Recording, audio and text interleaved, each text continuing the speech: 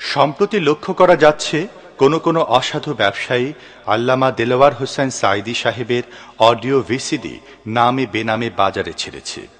এ বিষয়ে আমরা পরিষ্কারভাবে জানাচ্ছি, বিশ্বনন্দিত মুফাসসির ও জাতীয় সংসদ সদস্য আল্লামা দেলোয়ার হোসেন সাঈদী সাহেবের যাবতীয় তাফসির মাহফিল ও বিষয়ভিত্তিক আলোচনার অডিও, ভিডিও, সিডি, ভিসিডি ও ডিভিডি বাজারজাত করার জন্য আমরা এককভাবে লিখিত অনুমোদন প্রাপ্ত।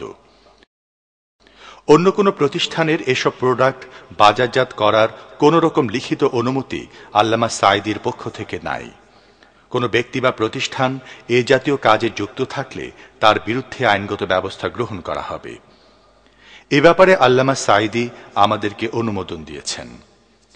ক্রেতা সাধারণের প্রতি অনুরোধ, আপনারা নিম্নমানের প্রোডাক্ট ক্রয় করে প্রতারিত হবেন না। অরিজিনাল প্রোডাক্ট ক্রয়ের সময় সিএইচপি মনোগ্রাম ও সিলভার ডিস্ক দেখে নিন।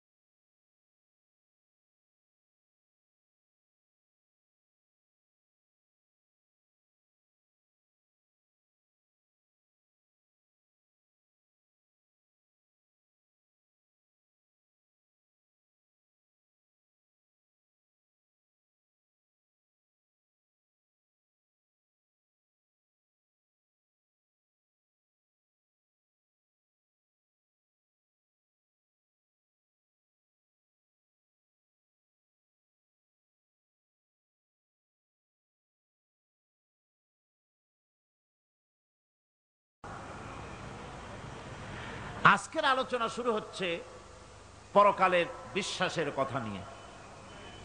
পরকাল বলা হয় মৃত্যুর পরে যে জীবনটা, সেটাই হচ্ছে পরকাল। মানুষ যখন মারা যায় তখন বলা হয় যে লোকটি ইন্তেকাল করেছেন। ইন্তেকাল আরবি শব্দ, মুনতাকিল হওয়া, ট্রান্সফার হওয়া। আমরা একটা জগতে ছিলাম, আর একটা জগতে এসেছি এবং এখান থেকে আমরা আর একটা জগতে ফিরে যাব। যেখানে আমরা ছিলাম ওই জায়গার কোনো কাইফিয়াত আমাদের মনে নাই। ওইটার নাম হচ্ছে আলমে আরওয়াহ। বলুন তো ওইটার নাম কি? আলমে আরওয়াহ, রুহের জগৎ।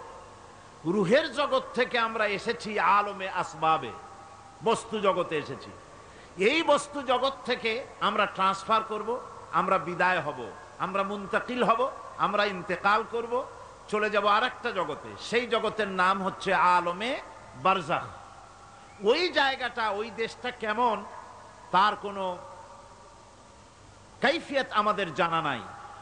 কোনো ব্যক্তি মরে যাওয়ার পর ফিরে এসে আমাদেরকে বলে নাই যে ওই জায়গাটা এমন, কবরটা এমন, কবরে গেলে এই এই হয়। এগুলি কেউ ফিরে এসে আমাদের বলেন নাই। আমরা যা জেনেছি সবটা ভাষা ভাষা কিছুই জানি নাই, নির্ভরযোগ্যভাবে মহাসত্য সহকারে কেউ দেখে এসে বললে যেমন বিশ্বাস করতাম তার থেকেও বেশি আকীদা মজবুত হয়েছে আল্লাহ রাব্বুল আলামিনের কথা এবং কোরআনের কথা।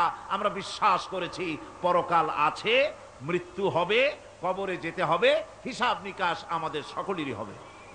এখন যে জায়গায় আমরা আছি এই জায়গাটা কম সময়, খুবই কম, আর যে জায়গায় যাব সেই জায়গাটা অনেক লম্বা।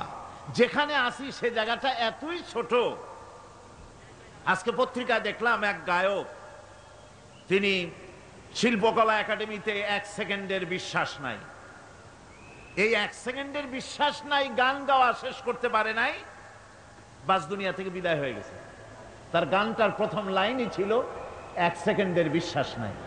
এ গানটা গাইলেন তিনি, লোকেরা আনন্দ করলো, হাতের তালির রেশ ফুরাতে পারে নাই। এর ভেতরেই তিনি বিদায় হয়ে গেলেন। দুনিয়াটা এতই ক্ষণস্থায়ী, মানুষের জীবনটা এতই ক্ষণস্থায়ী, কচু পাতার ওপরের পানি তারও তো কিছুটা স্থায়িত্ব আছে, টলমল করে, এই আছে এই নাই। মানুষের জীবনও এর থেকেও খুবই ছোট্ট, আর দুনিয়াটাও খুবই ক্ষণস্থায়ী। আর যেখানে যাব ওই জায়গাটা এত বিরাট, এত ব্যাপক, যার কোনো সীমা নাই, যার কোনো শেষ নাই, অনন্তকাল কত বছর থাকতে হবে তার কোনো সীমানাও আমাদের জানা নাই, কত বছর থাকা লাগবে। মৌলানা রুম বলেছেন হিসাব আমার কাছে একটা আছে। বলে সেটা কিরকম?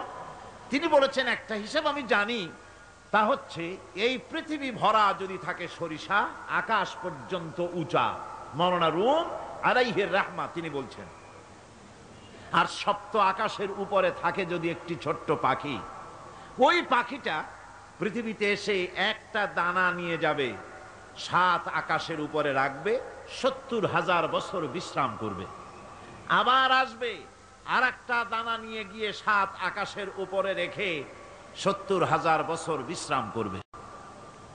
মৌলানা রুম বলেন এমনি করে ওই পাখিটি 70,000 বছরের বিরতিতে একটা একটা দানা নিতে নিতে তামাম পৃথিবীর সমস্ত দানাগুলি যদি 7 আকাশের উপরে নেওয়া হয়েও যায়, তবুও আল্লাহ রাব্বুল আলামিন মানুষের জন্য যে পরকালের জীবন তৈরি করেছেন সেই জীবনের শেষ হবে না। কি বিশাল, কি জীবন যার কোনো শেষ নাই। শুধু বিচারের দিনটা হবে 50,000 সানা মিম্মা তাউদ্দুন।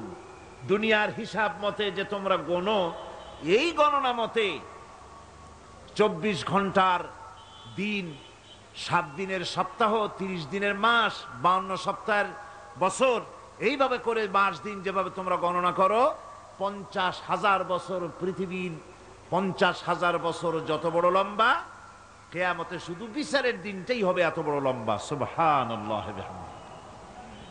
সুতরাং সেই পরকাল, এই পরকালের উপরে বিশ্বাস, এটা হলো সবচেয়ে গুরুত্বপূর্ণ একটি বিষয়। কোরআনে কারিমে সম্ভবত এমন কোন পৃষ্ঠা নাই যেখানে সরাসরি অথবা আকারে ইঙ্গিতে পরকালের কোনো কথা বলা হয় নাই। সম্ভবত কোরআনে কারিমের এমন কোন পৃষ্ঠা নাই। কোরআনে কারিমের ভেতরে মওত, হাসর, জাহান্নাম, জান্নাত, তারপরে সিরাত, মিজান, মানাজির কিয়ামত ইত্যাদি, অর্থাৎ মৃত্যুর পরের জীবন সম্পর্কে আল্লাহ পাক কোরআনে যা আলোচনা করেছেন তা যদি এক জায়গায় করা যায় তা অন্তত গোটা কোরআন শরীফের 1/3 10 পারার সমান হয়ে যাবে। এখন চিন্তা করেন বিষয়টা কতই গুরুত্বপূর্ণ, যার জন্য কোরআনে কারিমে এতটা বিরাট, কোরআনের 1/3 আল্লাহ পাক পরকাল সম্পর্কে আলোচনা করেছেন। খুবই গুরুত্বপূর্ণ বিষয়। এই পরকালের উপরে যারা ঈমান আনবে না, পরকালকে যারা বিশ্বাস করবে না, তাদের সম্পর্কে আল্লাহ পাক বলছেন والذين كذبوا بآياتنا ولقاء الآخرة حبطت أعمالهم। পরকালকে যারা বিশ্বাস করবে না, আখিরাতের দিনের পরে যাদের ঈমান থাকবে না, যারা বিশ্বাস করবে না, তাদের জীবনের সমস্ত ভালো কাজগুলি আল্লাহ রাব্বুল আলামিন বরবাদ করে দিবেন। তাদের জীবনের কোনো কাজের কোনো মূল্য নাই, সমস্ত কাজগুলি নিষ্ফল, বেকার, যারা নাকি পরকালকে বিশ্বাস করবে না। পরকালের বিশ্বাসটাই হচ্ছে মানুষের জীবনের সবচাইতে নৈতিকতার মূল ভিত্তি। একটা মানুষের চরিত্র ভালো হওয়ার জন্য পরকালের বিশ্বাসটা সবচেয়ে বড় জিনিস। মানুষ ভালো মন্দ, পরকালের দরকারটা কি? প্রশ্ন উঠতে পারে, পরকালটা না হলে কি হইতো? পরকালটা এই জন্য হবে, এই জন্য দরকার যে পৃথিবীতে মানুষ অনেক ভালো কাজ করে, আবার অনেক খারাপ কাজও করে, দুরকমই করে। যত ভালো কাজ করে এই ভালো কাজের পুরস্কার পৃথিবীতে দেওয়া সম্ভব নয়। একটা মানুষ এত ভালো কাজ করলো, নামাজ পড়লো, রোজা রাখলো, হজ করলো, যাকাত দিল, তারপরে আল্লাহর দ্বীন প্রতিষ্ঠার জন্য কষ্ট করলো, জেল খাটলো, জরিমানা দিল, ফাঁসির মঞ্চে চড়লো, তার এত ভালো কাজের পুরস্কার এই পৃথিবীতে দেওয়া সম্ভব নয়। এজন্য এমন একটা সময় দরকার যেখানে এগুলি, এই বিরাট একটা লম্বা সময় তাকে পুরস্কার দেওয়া যায়, সেজন্য পরকালের প্রয়োজন। আবার পৃথিবীতে এমন বহু লোক আছে যারা এত অন্যায় করে যে অন্যায়ের শাস্তি পৃথিবীতে এই সীমিত সময় দেওয়া সম্ভব নয়। যেমন দৃষ্টান্ত দিতে গিয়ে আমি বলি যে একটা মানুষ যদি একটা মানুষকে হত্যা করে, তাহলে আপনি তাকে ওই একটা হত্যার বিনিময়ে তাকেও আপনি হত্যা করলেন, তাকেও ফাঁসি দিয়ে দিলেন।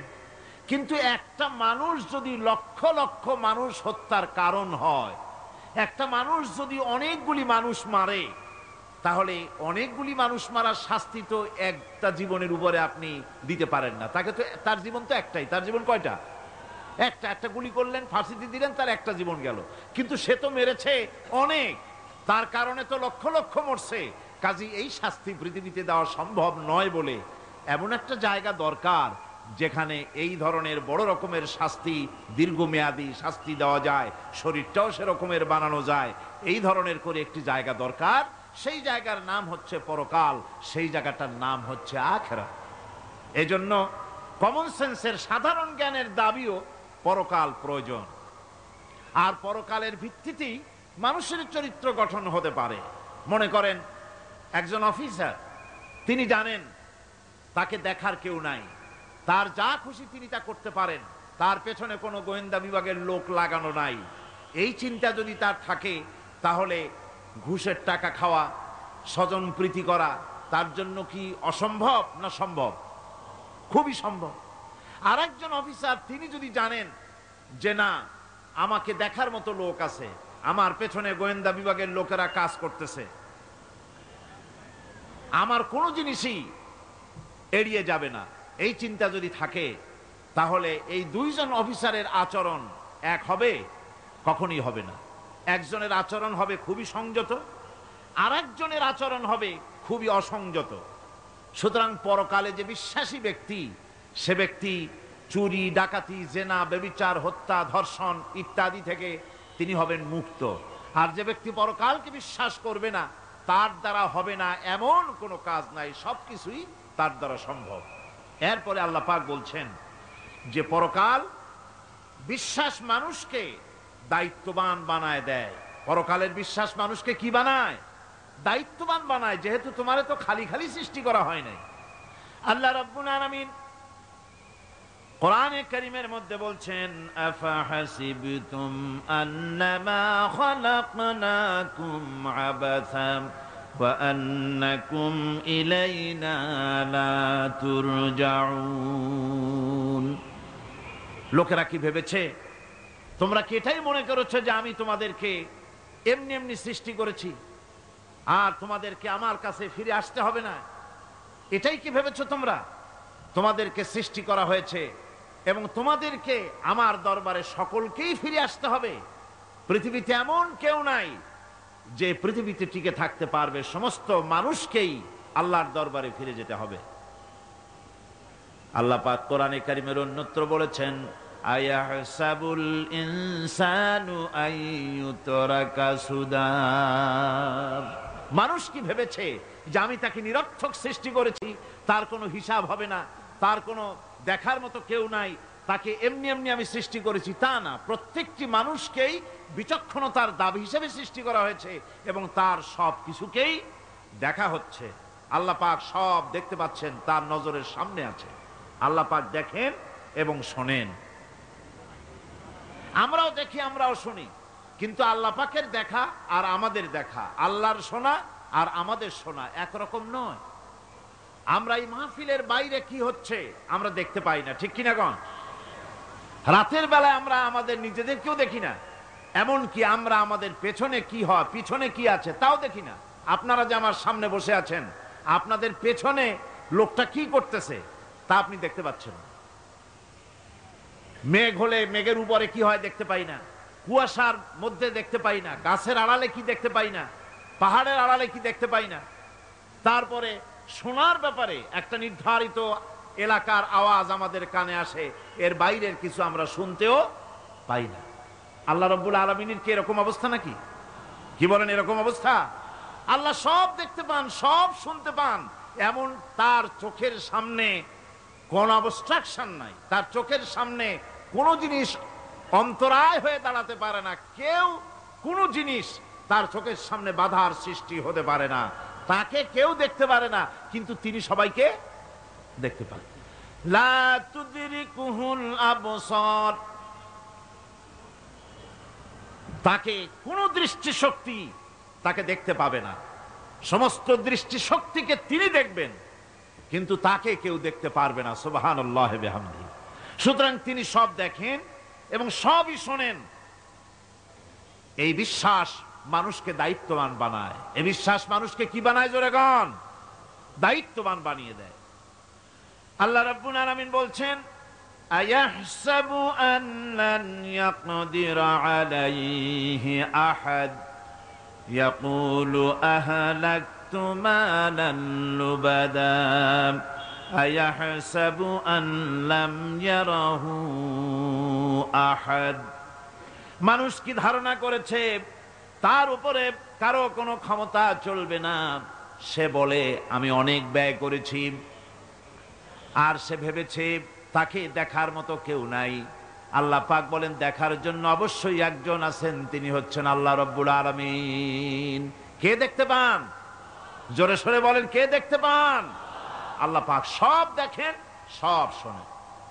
এমনকি সমুদ্রের অতল তলদেশে কোন পাথরের সাথে লাগানো, বালু কণার সঙ্গে লাগানো ছোট্ট একটি পোকা, যা মাইক্রোস্কোপ যন্ত্র ছাড়া দেখা যায় না, এমন ছোট্ট পোকাটিও যদি চিৎকার মারে ক্ষুধার যন্ত্রণায় বা পেটের যন্ত্রণায় বা কষ্টে পড়ে কোনো চিৎকার যদি মারে, সমুদ্রের কেউ শোনার কথা নয়, জমিনের উপরে কেউ শোনার কথা নয়, অন্তরিক্ষের কারো শোনার কথা নয়। আল্লাহ রাব্বুল আলামিন বলেন, সেই ক্ষীণ আওয়াজটুকুনো তোমার আল্লাহ পাক শুনতে পান। সব তিনি শুনতে পান এবং দেখতে পান, তার চোখের সামনে সব রয়েছে। সুতরাং আসল কথা হচ্ছে, মানুষেরা পরকালের চাইতে দুনিয়ার গুরুত্ব দেয় বেশি। বাল তুসিরুনাল হায়াতাদ দুনিয়া ওয়াল আখিরাতু খায়রুন ওয়া আবকা। তোমরা পার্থিব জীবনকে অগ্রাধিকার দিয়েছো, আর পরকাল হচ্ছে উত্তম এবং স্থায়ী। পরকাল হচ্ছে উত্তম। পৃথিবী একটা নিকৃষ্ট জায়গা, একটা ছোট্ট জায়গা পৃথিবী। এটার আরবি হচ্ছে কি বলুন তো? পৃথিবীর আরবি কি? দুনিয়া। এটাকে দুনিয়া, দুনিয়া শব্দটা এসেছে আদনা শব্দ থেকে, তুচ্ছ, নিকৃষ্ট, এটার কোনো দাম নাই। আর এই জন্য হাদিস শরীফে এসেছে যে এই পৃথিবীর মূল্য যদি আল্লাহর কাছে মশার ডানা তুল্য যদি হতো, তাহলে কাফেরকে এক ঢোক পানি আল্লাহ পাক গিলতে দিতেন না। আল্লাহর দৃষ্টান্তটা, হাদিস শরীফের দৃষ্টান্তটা লক্ষ্য করেছেন? এই পৃথিবীর মূল্য যদি একটা মশার ডানার তুল্য যদি হতো, আপনাকে কেউ যদি 1 লক্ষ মশার ডানা যদি কেউ আপনাকে জোগাড় করে দেয়, আপনি কয় টাকা দিয়ে কিনবেন? কোন কথা বলতেছেন না? খুব আগ্রহ আছে কেনার নাকি? 4 আনা দিয়েও, 4 পয়সা দিয়েও আপনারা কেউ কিনবেন না, যেহেতু মশার ডানা 10 কোটি ডানা আনি জোগাড় করে দেন না, ওদি করবোটা কি? কাজী দৃষ্টান্তটা লক্ষ্য করুন যে এই পৃথিবীর মূল্য যদি আল্লাহ পাকের কাছে একটা মশার ডানার তুল্য যদি হতো, তাহলে আল্লাহ রাব্বুল আলামিন কাফেরকে এক ঢোক পানি গিলতে দিতেন না। তার মানে এটার কোনো দাম নাই। তো যেটার দাম নাই সেটার দাম আমরা খুব বেশি দিয়েছি। আর পরকাল হচ্ছে স্থায়ী, চিরস্থায়ী জায়গা। সেই চিরস্থায়ী জায়গার আমরা মূল্য দেই নাই। যেমন আমরা দেহের মূল্যটা বেশি দেই, আত্মার মূল্যটা কম দেই। দেহটারে সাজাই বেশি। এই দেহটার জন্য দেখছেন অবস্থা, শীতকালে কত ক্রিম মাখে, পায়ে ভ্যাসলিন মাখে, মুখে ক্রিম মাখে, হাতে জেলি মাখে, তারপরে ঠোঁটে আরো কিছু মাখে, এরপরে এতগুলি মাইখা তারপরে জামা কাপড় সেন্ট আতর কত কিছু সমানে মাখতে থাকে শরীরের জন্য, এত যত্ন, তারপরে ভুরি ভোজন পাইকারি দরে খায়, জনমের মতো খায়, খাওয়ার চোটে পেট যায় একদিক, পাছা যায় আর একদিক, মাথা যায় আর একদিক, আস্তে আস্তে দুমবার সাইজ হয়ে যায় মানুষের বডিটা। যেই শরীরটার কোনো দাম নাই, কোনো মূল্য নাই, আপনারা সত্য করে বলেন দামটা কার? শরীরের দেহের দাম বেশি না আত্মার দাম বেশি? কোনটার দাম? কার দাম? আত্মাটার দাম বেশি। এটা মুখ দিয়ে বললেন, কিন্তু আসলে মনের কথা হইলে আত্মারে আপনারা কিছু খাইতে দিতেন। আত্মাকে তো কিছু খেতে দেওয়া হয় না, দেহটারই। আত্মাটার দাম যদি বেশি না হবে, মানুষ মরে গেলে পরে যায়টা কি? চোখ আছে, কান আছে, মুখ আছে, হাত আছে, পা আছে, সবই তো রয়ে গেল। গেলটা কি? কি যাওয়ার কারণে? প্রাণের সন্তান, কলিজার টুকরা সন্তান বলে মা, বাবার কাছে আমার যেতে ভয় করে। ছোট্ট বাচ্চা বাবার কাছে যেতে চায় না, প্রাণীদিকা স্ত্রীও যেতে চায় না। মা বাবা আত্মীয় স্বজন সবাই বলে তাড়াতাড়ি বিদায় করো, তাড়াতাড়ি বিদায় করো। কি যাওয়ার জন্য? কি ছিল মূল্যবান জিনিস, আর ওইটা যাওয়ার জন্যই পরিণতি হলো, সেটার নাম হলো রুহু। যে আত্মাটার বেশি মূল্য, সেইটার মূল্য মানুষেরা দেয় না। এই আত্মাটা কি জিনিস? আল্লাহ পাক নবীর কাছে প্রশ্ন করা হয়েছে রুহ সম্পর্কে, আল্লাহ তার জবাব দিয়েছেন, ওয়াইয়াস আলুনাকা আনির রূহ কুলির রূহু মিন আমরি রাব্বি। নবী হে, আপনাকে প্রশ্ন করা হয় রূহ কি জিনিস, আপনি বলুন এটি হচ্ছে আল্লাহর হুকুম। আল্লাহর একটা হুকুম মানুষের ভিতরে কাজ করে। এটা এতই গুরুত্বপূর্ণ, ওটা থাকলে আমরা বাঁচি, ওটা না থাকলে আমরা মরে যাই। এখন যেটার গুরুত্ব বেশি সেটাকে খাইতে দেই না, সেটার জন্য কোনো যত্ন নাই, খোঁজ নাই, খবর নাই। সকালবেলায় ব্রেকফাস্ট, নাস্তা, লাঞ্চ, ডিনার, বিকালের চা, ফলারি, কোনো জিনিসের অভাব নাই, সমানে খায় আর সমানে শরীরটারে বাঁচায়। আর যেটার কারণে বডিটা বাঁচে তার কোনো খোঁজ খবর নাই, ওটারও কিছু খাবার দিতে হবে। ওটারে কি খাওয়াবেন? ওটাই কি ফুলকপি খাবে? শীতের দিনের লাল শাক খাবে? লট্টা মাছ খাবে নাকি? খাবে না। রূপচান্দাও খাবে না। শীতকালের ভাপা পিঠাও না, ধুপি পিঠা কি কন আপনারা, এগুলোও খাবে না। সুতরাং এই যে শরীর, আপনার আত্মাটা, ওরে খাইতে দিবেন কি? ও কচু খায় না, মূলাও খায় না, দুধও খায় না, পনিরও খায় না, ঘিও খায় না, মাছ গোশতও খায় না। যেহেতু এই আত্মাটা এসেছে রুহের জগৎ থেকে, তাই ওর খাদ্য এই পৃথিবীতে বানানো হয় নাই।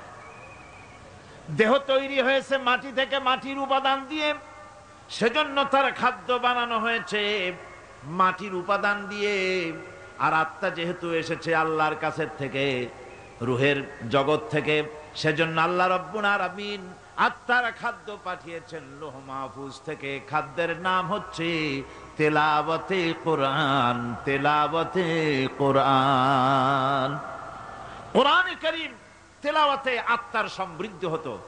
কোরআনে কারীমের তেলাওয়াত, অনুধাবন, এর দ্বারা আত্মার সমৃদ্ধি হতো। যেহেতু কোরআন হচ্ছে রুহের খোরাক, সেই খোরাক দেওয়া হচ্ছে না তাকে। কাজে আমি বলতেছিলাম যে জিনিসের মূল্য বেশি আমরা তার মূল্য দিতে জানি না, যেটার মূল্য কম সেইটার মূল্য দেই বেশি। অনুরূপ ভাবে এই পৃথিবীর কোনো দাম নাই, আল্লাহ পাক বলছেন, সেই জিনিসটার মূল্য আমরা বেশি দিলাম, আর পরকালের চিন্তা আমাদের দিল থেকে উবে গেল। এজন্য আল্লাহ রাব্বুল আলামিন বলেন, ইন্নাল্লাযীনা লা ইউমিনুনা বিল আখিরাতি যায়্যান্না লাহুম আ'মালাহুম ফাহুম ইয়ামাহুন। যারা পরকালের প্রতি ঈমান আনে না, পরকালকে যারা বিশ্বাস করে না, তাদের ক্রিয়াকাণ্ডকে তাদের কাছে চিত্তাকর্ষক বানায় দেওয়া হয়। আর এভাবে তারা পথভ্রষ্ট হয়ে যায়। দুনিয়া তাদের কাছে বেশি মজা লাগে, দুনিয়াটা বেশি ভালো লাগে। কয় হুজুর, তাফসীরের মাহফিল ভালো লাগে, আবার যখন কীর্তন শুনতে যাই, সিনেমা দেখতে যাই, তাও খারাপ লাগে না, তাও ভালো লাগে। মিলাদ শরীফও ভালো লাগে, কীর্তনও ভালো লাগে, ওয়াজ মাহফিলও ভালো লাগে, গানও ভালো লাগে, সিনেমাও ভালো লাগে। এই যে দুই জিনিস ভালো লাগে, এটা হলো মুনাফিকি রোগ। এটা কি রোগ বলেন না সবাই? এটা কি রোগ? মুনাফিকি রোগ। ইমানের স্বাদ যখন নষ্ট হয় তখন এই অবস্থার সৃষ্টি হয়। বিষাক্ত সাপ যখন মানুষকে দংশন করে, রাতের অন্ধকারে বিষাক্ত সাপে মানুষকে দংশন করেছে, ওঝা আনা হলো। ওঝা এসে সর্বপ্রথম টেস্ট করবে যে সাপটা কি বিষাক্ত না এমনি সাধারণ সাপে তাকে দংশন করেছে, সাপটা কি ধরনের। এটা টেস্ট করার জন্য সাপে কাটা রোগীর মুখে ওঝা মুখের মধ্যে খুব ঝাল মরিচ অথবা লবণ এটা দেয়। দিলে পরে সে যদি বলে পানি পানি লাগে, খুব ঝালওয়ালা মরিচ কিন্তু মুখে পানি পানি লাগে, বুঝতে হবে বিষাক্ত সাপে কামড়িয়েছে। আর যদি ঝালকে ঝাল বলে, লবণকে লবণ বলে, তিতকে তিতো বলে, তাহলে বোঝা যাবে বিষাক্ত সাপে কামড়ায় নাই। তো বিষাক্ত সাপের প্রধান আলামত হলো এই, বিষাক্ত সাপে যখন মানুষকে কাটে তখন তার প্রথম বিষক্রিয়া হচ্ছে তার রক্তকে জাম করে দেয় আর জিহ্বার স্বাদকে নষ্ট করে দেয়। এই পৃথিবীতে যত বিষাক্ত সাপ আছে সবচাইতে মারাত্মক আর বিষাক্ত সাপ হচ্ছে শয়তান। সবচাইতে বিষাক্ত সাপ কি? এই শয়তান যাকে ওয়াসওয়াসা দেয়, শয়তান যাকে দংশন করে, শয়তান যারে ফুটবল বানাতে পারে, সর্বপ্রথম তার ইমানের স্বাদ নষ্ট করে দেয়। তখন আখিরাত ভালো লাগে না, তখন মসজিদ ভালো লাগে না, তখন ওয়াজ মাহফিল ভালো লাগে না, তাফসীর মাহফিল ভালো লাগে না, তখন সিনেমা পছন্দ হয়, গান পছন্দ হয়, মেলা পছন্দ হয়, সাংস্কৃতিক অনুষ্ঠান, নাচ, উল্টোপাল্টা কাম, এই সমস্ত পছন্দ হয়। আল্লাহর ইসলাম ভালো লাগে না, পছন্দ হয় না। আল্লাহ পাক বলেন পরকালকে যারা অস্বীকার করে তাদের মনের তাদের জন্য এই দুনিয়াটাকেই তাদের সামনে চিত্তাকর্ষক, তাদের ক্রিয়াকাণ্ডকে চিত্তাকর্ষক করে দেওয়া হয় আর এর ভেতরেই তারা পড়ে থাকে। ফলে এই সব পরকালে অবিশ্বাসী লোকগুলি অহংকারী হয়। তারা কি হয়?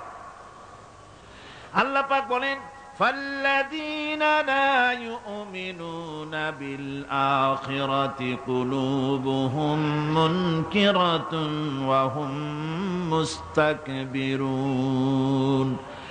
পরকালের প্রতি যারা ঈমান আনে না, পরকালকে যারা বিশ্বাস করে না, তাদের মন সত্য কথাকে অস্বীকার করে আর এই লোকগুলি অহংকারী হয়ে যায়, ধরাকে সরাক জ্ঞান করে। কি হনুরে এই অবস্থার সৃষ্টি হয়ে যায়। সে মনে করে যে পৃথিবী আমার, উলট পালট করে দে মা, লুটে পুটি খাই। পরকালে বিশ্বাস নাই, যা খুশি সে তখন তা করতে থাকে এবং অহংকারী হয়ে যায়। পরকালীন জীবনের অস্বীকৃতি আজকে নতুন কিছু নয়। আজও এক শ্রেণীর লোক আছে যারা বলে পরকাল বলে কিছুই নাই। আল্লাহ সম্পর্কে বলে দেয়ার ইজ নো গড, স্রষ্টা বলতে কিছু নাই।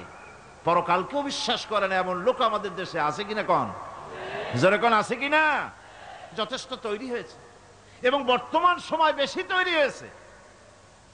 অতীতের কোন সময় ইসলাম আর মুসলিম সেন্টিমেন্ট এত আহত হয় নাই যত এই কয়েক বছরের মধ্যে হয়েছে, ঠিক কিনা? পরকালকে অস্বীকার করেছে, কোরআন শরীফকে আগাগোড়া সংশোধনের কথা বলেছে, আল্লাহকে মিথ্যাবাদী বলেছে। নাউজুবিল্লাহ পড়েন না কেন? নাউজুবিল্লাহি মিন যালিক। আল্লাহকে মিথ্যাবাদী বলা হয়েছে, কোরআনের সংশোধনের দাবি উঠেছে। মাদ্রাসার ভেতরে ডাকাত দুষ্ট পয়দা হয় বলা হচ্ছে। এভাবে করে তারা আল্লাহকে অস্বীকার করেছে, কোরআনকে অস্বীকার করেছে, পরকালকে অস্বীকার করছে। পরকালকে সেই অতীতের যুগের কাফেররাই অস্বীকার করে নাই, বর্তমান যুগেরও এক শ্রেণীর লোকেরা, তারা আবার মুসলমান নামধারী, নাম মুসলমানি নাম লাগানো আছে, পরকালকে তারা অস্বীকার করছে। এদের ভিত্তি হচ্ছে এই, তারা বলে ইন হিয়া ইল্লা হায়াতুনাদ দুনিয়া ওয়া মা নাহনু বিমাবউসিন। তারা বলে এই দুনিয়ার জীবনটাই একমাত্র জীবন, এই দুনিয়ার জীবনই হলো একমাত্র জীবন, আমরা আর উঠবো না পরকালে। পরকাল বলে কিছুই নাই, পরকাল বলে কোনো জিনিস নাই, আমাদেরকে কিয়ামতে আল্লাহর দরবারে ওঠা লাগবে না। সুতরাং তারা ওমর খৈয়ামের মুরিদ হয়ে যায়। তারা বলতে থাকে এই বেলা ভাই মদ খেয়ে নাও, কাল নিশীতের ভরসা কই, চাঁদনি জাগিবে যুগ যুগ ধরি, আমরা তোমার রব না সই। যত পারো মদ খাও, নগদ যা পাও হাত পেতে নাও, বাকির খাতায় শূন্য থাক। দূরের বাদ্য কিলাপ শুনে মাঝখানে যে বেজায় ফাঁক। কোথায় কিয়ামত আর কোথায় পরকাল, কোথায় বিচার, কোথায় হাসর, কোথায় সিরাত, কোথায় মিজান, আর মাঝখানে টাটকা সুখগুলো ছাড়িয়ে দেবে একটা কথা, মাঝখানের এই টাটকা সুখগুলি গ্রহণ করো, মজা করো। এই সব শিক্ষা দেওয়া হয় ওই সেকুলার শিক্ষা ব্যবস্থার মাধ্যমে কলেজে এবং বিশ্ববিদ্যালয়গুলিতে, যার কারণে পরকালের বিশ্বাস নাই বলে এমন কোন কাজ নাই যা তারা করতে পারে না। এই জন্য কোরআনে কারীম আল্লাহ পাক বলছেন, লাইসাল বিররা আন তুওয়াল্লু বুজুহাকুম কিবালাল মাশরিকি ওয়াল মাগরিব, পূর্ব পশ্চিমে কয়বার মাথা ঘুরালা, এইটাই তোমার পুণ্যবান সৎ কাজ হওয়ার এটা নমুনা নয়। প্রকৃতপক্ষের সৎ কাজ হচ্ছে আল্লাহ বিশ্বাস করা এবং পরকালে বিশ্বাস ভিত্তিক জীবন গড়া। ওই কাফেররা বলতো, وقالوا ما هي إلا حياتنا الدنيا نموت ونحيا وما يهلكنا إلا الدهر। আল্লাহ রাব্বুল আলামিন বলেন, এই কাফেররা বলতো দুনিয়ার জীবনটাই তো আসল জীবন, আমরা মরবো না, আমরা এখানেই থাকবো, এই জীবনটাই হলো আসল জীবন, এখানেই বাঁচবো, এখানেই মরবো, আমরা পরকাল বলে কোনো জিনিস নাই, আমাদের কোনো ওঠা লাগবে না, যা কিছু হয় যুগের আবর্তন ছাড়া কিছুই হয় না। শুধু তাই নয়, এই প্রশ্ন কাফেরদের মনের ভিতরে মারাত্মক আকার ধারণ করলো। তারা বলল, আইযা মিতনা ওয়া কুন্না তুরাবান যালিকা রাজউম বাঈদ, আমরা মাটির সাথে মিশে যাব, আমরা মরে যাব, মাটির সঙ্গে মিশে যাব, তারপরে আমাদেরকে জীবিত করা হবে, এটা তো জ্ঞান বহির্ভূত কথা, এটা তো মাথায় ঢোকে না, কথাটা কেমন? তারা এভাবে অনেক প্রশ্ন করত।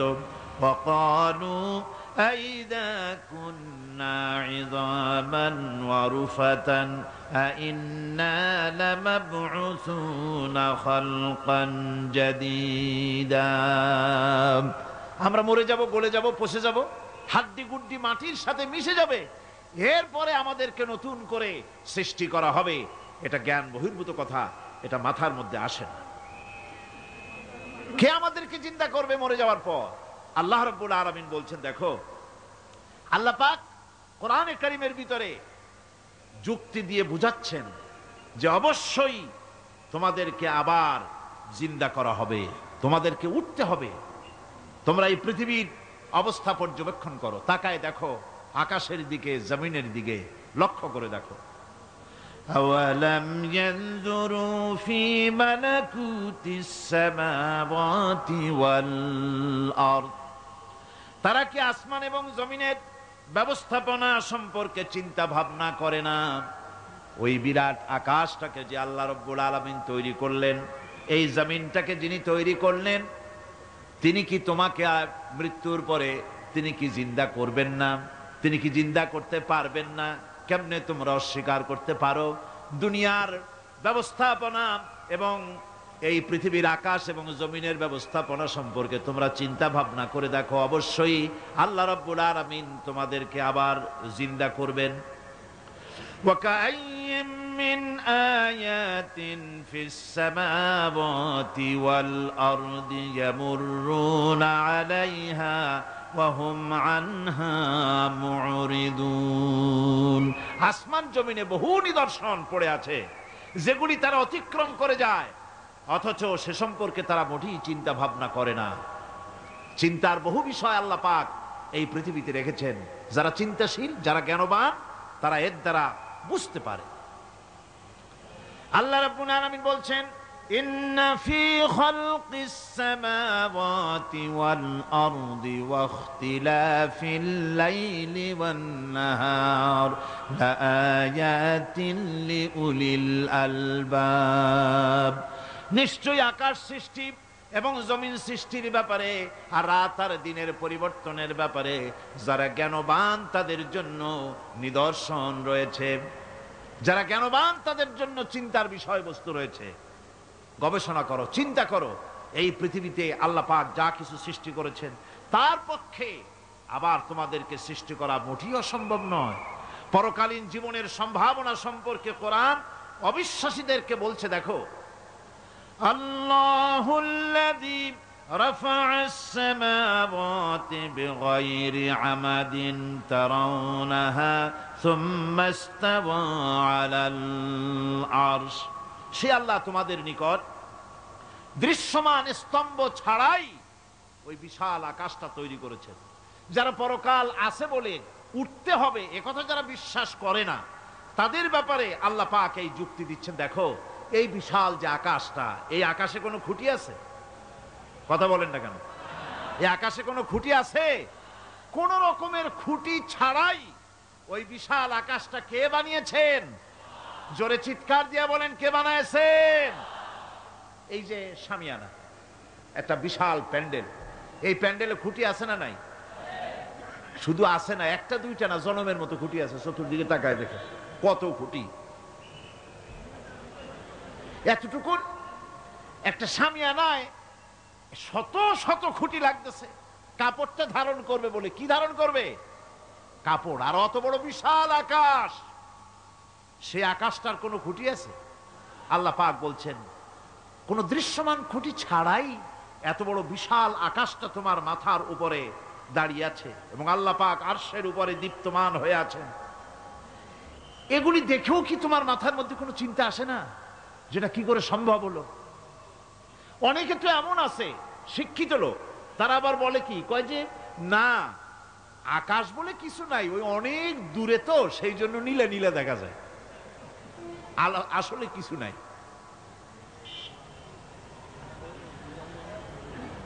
আকাশ, কোরআনে কারীমের মধ্যে আকাশ সম্পর্কে যে কথা বলা হয়েছে, বিশাল, যার কোনো কুল নাই, কিনারা নাই, মহাশূন্য। আমি সামনে বলবো আকাশ সম্পর্কে কথা আসতেছে। আল্লাহ পাক বলছেন, দেখো, ওই বিশাল আকাশটাকে আমি সৃষ্টি করে রেখেছি, কোনো খুঁটি লাগাই নেই।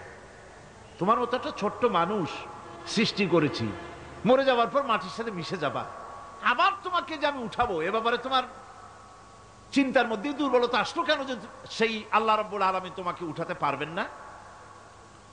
وَسَخَّرَ الشَّمْسَ وَالْقَمَرَ كُلٌّ يَجْرِي لِأَجَلٍ مُّسَمًّى। তিনি চন্দ্র সূর্যকে আজ্ঞাবর্তী করেছেন, প্রত্যেকেই তার নির্দিষ্ট সময় সীমা মতো চলাফেরা করতেছে।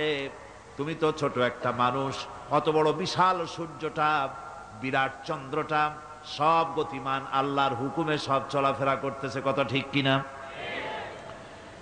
এই সবগুলি আল্লাহ রাব্বুল আলামিন দুনিয়ার মানুষের সামনে তুলে ধরেছেন। তাকায় দেখো, নজর করে দেখো, এই সুন্দর করে জমিন ও আসমানকে সৃষ্টি করেছি, চাঁদ সূর্যকে সৃষ্টি করেছি। এবার লক্ষ্য করো, আনতুম আশাদ্দু খালকান আমিস সামাউ বানাহা।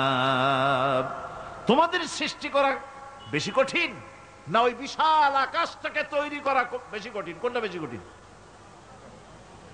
অত বড় বিশাল আকাশটাকে যিনি সৃষ্টি করলেন, তিনি তোমার মতো মানুষকে সৃষ্টি করতে পারবেন না? আবার যিনি একবার বিনা মডেলে তোমাকে তৈরি করলেন, আল্লাহ কি সুন্দর দৃষ্টান্ত দিচ্ছেন, আনতুম আশাদ্দু খালকান আমিস সামাউ বানাহা। তোমারে কঠিন তৈরি করা বেশি কঠিন, ওই বিশাল আকাশটাকে বেশি তৈরি করা বেশি কঠিন? অত বড় বিরাট জিনিসটাই তো আল্লাহ তৈরি করে ফেলেছেন, বিশাল আকাশ, মহাশূন্য। আর সেই মহাশূন্যের তুলনায়, মহাবিশ্বের তুলনায় পৃথিবী কত ছোট। আমাদের সবচাইতে কাছে। বিজ্ঞানীরা হয়রান হয়ে যাচ্ছে আকাশের চিন্তা করে, মহাকাশ চিন্তা করে, ক্রমান্বয়ে হয়রান হয়ে যাচ্ছে। আমাদের সবচাইতে নিকটতম যে গ্যালাক্সিটা আছে, এই গ্যালাক্সিটার ব্যাস হচ্ছে, যেটা সবচেয়ে ছোট, গরিব গ্যালাক্সি, এটা বিজ্ঞানীরা বলেছে গরিব গ্যালাক্সি, দিনহীন। এই গরিব গ্যালাক্সি যেটা আমাদের সবচাইতে নিকটে, পৃথিবীর সবচাইতে কাছে, এর ব্যাস হচ্ছে, এর পরিধি হচ্ছে 1,00,000 আলোকবর্ষ সমান। 1,00,000 আলোকবর্ষ। প্রতি সেকেন্ডে আলোর গতি কত? 1,86,000 মাইল প্রতি সেকেন্ডে। প্রতি সেকেন্ডে যে আলোর গতি 1,86,000 মাইল, এর মিনিট, এর ঘন্টা, এর সপ্তাহ, এর মাস, এর বছর, এরকম 1,00,000 আলোক বর্ষ হচ্ছে সেই ছায়াপথের ব্যাস, এটার পরিধি। এটা হলো গরিব গ্যালাক্সি। আর এই গ্যালাক্সিতে বাস করে 10,000 কোটি তারকা। বিজ্ঞানীরা বলছেন যে তারকাগুলি সূর্যের চাইতে লক্ষ কোটি গুণে অনেক বড়। সুবহানাল্লাহ। তাহলে মহাকাশ সম্পর্কে চিন্তা করে মানুষ আজ অবাক হয়ে যাচ্ছে, চিন্তায় হয়রান হয়ে যাচ্ছে। বার্টন রাসেল তিনি বলেছিলেন স্রষ্টার স্রষ্টাকে, স্রষ্টার স্রষ্টাকে। এর জবাব আরেকজন বিজ্ঞানী লিখেছেন যে স্রষ্টার স্রষ্টাকে এই চিন্তা তো সৃষ্টিতে করতে পারবে না। স্রষ্টার কোনো স্রষ্টা নাই। পৃথিবীতে যত স্রষ্টা আছে, মাইক যে তৈরি করেছে সেও একজন স্রষ্টা। ঠিক কিনা কোন কথা বোঝেন তো আমার? মাইক যে তৈরি করেছে সেও একটা স্রষ্টা। ওই প্যান্ডেল যে তৈরি করেছে সেও একটা স্রষ্টা। চেয়ার টেবিল যে সৃষ্টি করেছে সেও একটা স্রষ্টা। কিন্তু এরা কেউ পূর্ণাঙ্গ স্রষ্টা নয়, কারণ এই মাইকটা তৈরি করার যত উপাদান, সমস্ত উপাদান আল্লাহ রাব্বুল আলামিনের তৈরি করা। কথা ঠিক কিনা? তুমি শুধু অ্যাসেম্বল করেছো, তুমি শুধু এগুলোকে এক জায়গায় করেছো। তোমার বাপেরও ক্ষমতা নেই লোহা তৈরি করা। পারবা লোহা তৈরি করতে? আরে কথা কন না কেন মিয়া সাহেব? পারবেন লোহা তৈরি করতে? পারবেন একটা বাঁশ বানাইতে? বাঁশ হোক, লোহা হোক, যা সব বাদ দেন, মাথার একটা চুল বানাইতে পারবেন? পাট দিয়া, রং দিয়া পরচুলা বানাইতে পারবেন, কিন্তু চুলের মতো করে একটা চুল বানাইতে পারবেন না।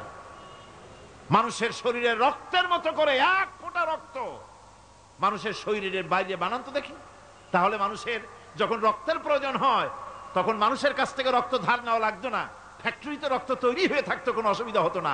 এক ফোঁটা রক্ত বানানোর শক্তি গোটা পৃথিবীর মানুষের নয়। সুতরাং তোমরা স্রষ্টা হলেও তোমরা হচ্ছ নাকের স্রষ্টা। ধার করো, অন্যের জিনিস ধার করিয়ে বানাও। মুকাম্মাল স্রষ্টা হচ্ছেন কে? আসল স্রষ্টা কে? এরকম বললে হবে না, গায়ের সমস্ত শক্তি দিয়ে বলেন আসল স্রষ্টা কে। ওই বিজ্ঞানী বলছেন যে বার্টন রাসেল বলছে স্রষ্টার স্রষ্টাকে। স্রষ্টার স্রষ্টা তুমি খুঁজে পাবে না, তোমার মাথায় ঢুকবে না। আগে সৃষ্টি চিন্তা করো। তিনি বলেছেন একটা লবণ, একটা লবণের কণা, লবণ বলেন তো, একটা লবণের কণা, এক কণা লবণের ভেতরে যে কেলাস থাকে, এর ভিতরে যে সমস্ত উপাদান থাকে, সেই লবণের কণাগুলির মধ্যে কতগুলি উপাদান থাকে, সেই উপাদানগুলি চিন্তা করতে 1000 বার্টন রাসেলের মস্তিষ্কের প্রয়োজন। তো একটা লবণ কণার ভিতরে কি আছে সেইটাকে উদ্ধার করার জন্য যদি 1000 বার্টন রাসেলের মস্তিষ্ক লাগে, তাহলে গোটা বিশ্ব, আকাশ আর জমিন যিনি সৃষ্টি করেছেন তাকে চিন্তা করা কি তোমার মগজে কুলাবে? দুনিয়ার প্রথম দিন থেকে শুরু করে কিয়ামত পর্যন্ত মানুষ, যত মানুষ এসেছে আর যত মানুষ আসবে, স্রষ্টা সম্পর্কে চিন্তা করা একটা অসম্ভব ব্যাপার। স্রষ্টার সামনে শুধু মাথাই নত করবা। তিনি কোত্থেকে এসেছেন, তিনি কে, জানার দরকার নাই। তিনি আল্লাহ। তার নাম কি? মাথা নত করে দাও সামনে। তিনি আল্লাহ, সর্বশক্তিমান আল্লাহ, রব্বুল ইজ্জত ওয়াল জালাল। তিনি ছিলেন, তিনি আছেন, তিনি থাকবেন। তিনি অনন্ত, তিনি অসীম, তিনি চিন্ময়, তিনি অব্যয়, তিনি অক্ষয়, তিনি শাশ্বত, যার কোনো শুরু নাই, যার কোনো শেষ নাই। সুবহানাল্লাহ পড়ে। সুতরাং সেই মহান আল্লাহ রাব্বুল আলামিন তিনি বলছেন, বান্দারা তোমারে বানানো কঠিন না ওই বিশাল আকাশটা বানানো কঠিন? অত বড় বিশাল আকাশটাই তো আমি তৈরি করেছি। তোমার মৃত্যুর পরে তোমাকে জিন্দা করা মোটেই কোনো কঠিন ব্যাপার নয়, এটা খুবই সহজ। ভাইরা আমার, আল্লাহ সুবহানাহু ওয়া তাআলা পৃথিবীর মানুষকে এসব দৃষ্টান্ত দিয়ে সুন্দর করে মানুষকে বুঝাচ্ছেন। তিনি মানুষকে পরিষ্কার করে বুঝিয়েছেন। আল্লাহ পাক বলেন, এই পৃথিবীটি, এসব প্রশ্নের চূড়ান্ত জবাব দিতে গিয়ে আল্লাহ পাক বলছেন, কুল ইউহিহাল্লাযী আনশাআহা আউওয়ালা মাররা ওয়া হুয়া বিকুল্লি খালকিন আলীম।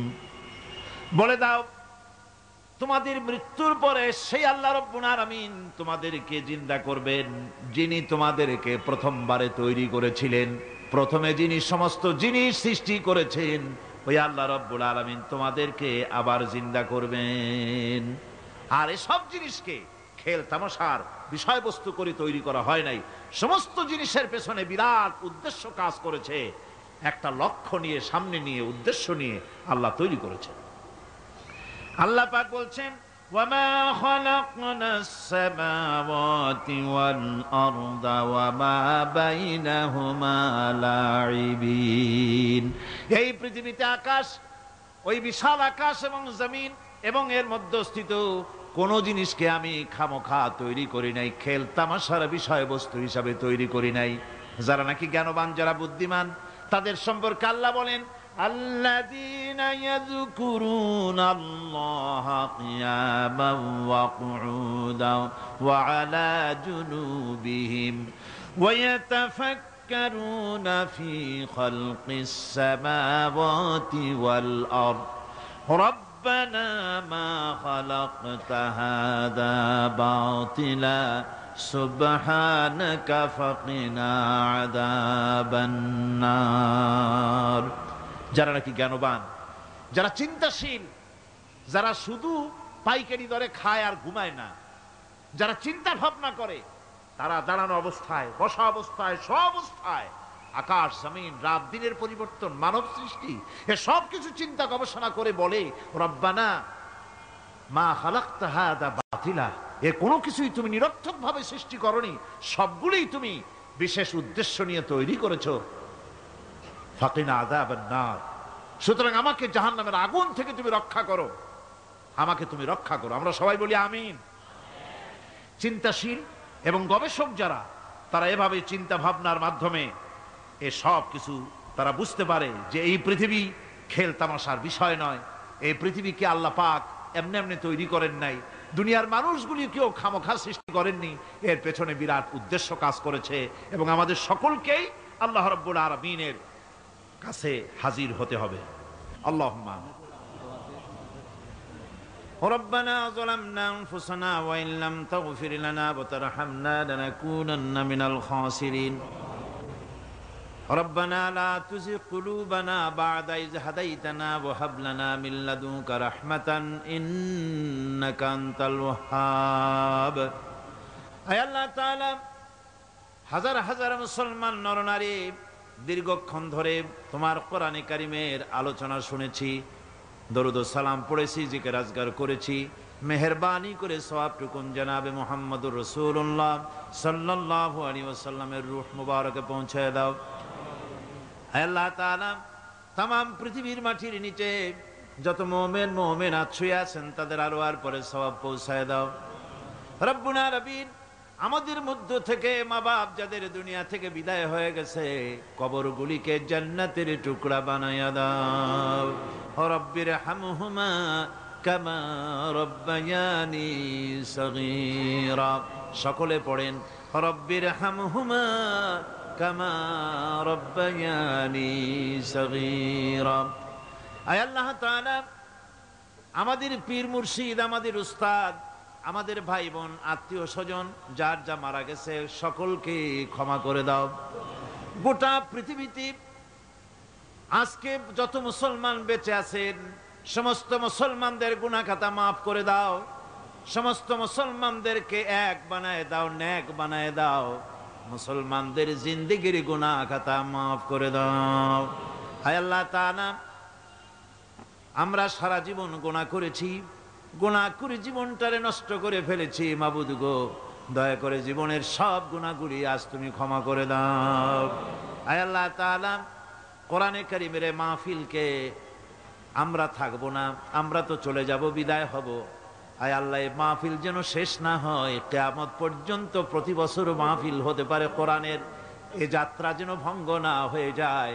আয় আল্লাহ তাআলা এই পবিত্র অনুষ্ঠান যেন শেষ না হয়ে যায়, প্রতি বছর হতে পারে, তুমি মেহেরবানি করে এই সিলসিলা জারি রেখে দিও। কোরআনে কারীমের আজমত, কোরআনের বরকত দিয়ে আল্লাহ তুমি আমাদেরকে মালামাল করে দাও তোমার শেষ হেদায়েতের, সর্বশেষ হেদায়েতের কিতাবকে আমরা যেন আমাদের জীবনের হেদায়েতের উৎস হিসেবে গ্রহণ করতে পারি, আমল করতে পারি, তৌফিক আমাদের দিয়া দাও। রব্বানা তাকাব্বাল মিন্না ইন্নাকা আনতাস সামিউল আলিম ওয়া তুব আলাইনা ইন্নাকা আনতাত তাওয়াবুর রহিম। সুবহান রাব্বিকা রাব্বিল ইজ্জাতি আম্মা ইয়াসিফুন ওয়া সালামুন আলাল মুরসালিন আলহামদুলিল্লাহি রাব্বিল আলামিন। ওয়াজআল আখিরা কালিমাতিনা ইনদাল মাউত লা ইলাহা ইল্লাল্লাহু মুহাম্মাদুর রাসূলুল্লাহ। আসসালামু আলাইকুম ওয়া রাহমাতুল্লাহ।